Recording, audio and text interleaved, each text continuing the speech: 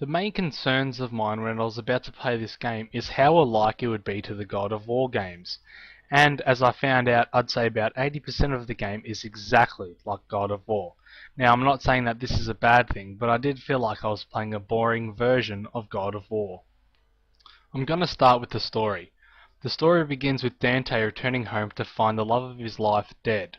Now, if that isn't bad enough, Lucifer rocks up and takes the soul of Dante's wife back into hell with him. Dante then follows them into hell to try to save his missus before she is lost forever. The story is fairly unique and is nothing really like God of War, but for me the story was a bit plain and boring. Now, the graphics is where this game really stands out, but again, it's just like a God of War ripoff. The cutscenes are put together nicely and are very realistic and dramatic, and they have added a cartoonish kind of cutscene like, yep, you guessed it, God of War. The gameplay graphics are fine, but sometimes an object can get in the way of the screen. Dante himself looks good, and the baddies hold their own as well. If you have played God of War, then you already know how to play Dante's Inferno.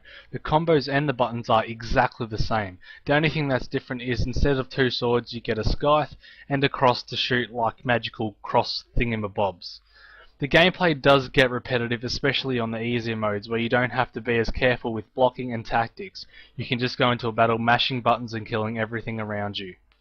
When attacking an enemy, you can perform a finishing move that lets you judge a creature. Perform a punishment by destroying them with your scythe and you'll earn unholy points. Absolve their spirit by blasting them with your cross and you'll earn holy points. Collecting points helps you gain levels and purchase new attacks and abilities. As a result, you can customize Dante's skills based on what you think is the strongest and best for your character. For people with an Xbox 360 only, I suggest you do buy Dante's Inferno, but for people who own a PS3, I'd hold out for a few more months and wait for God of War 3. To sum up this game, it has minor issues and is fun but can get repetitive and dull. I give this game a 7 out of 10.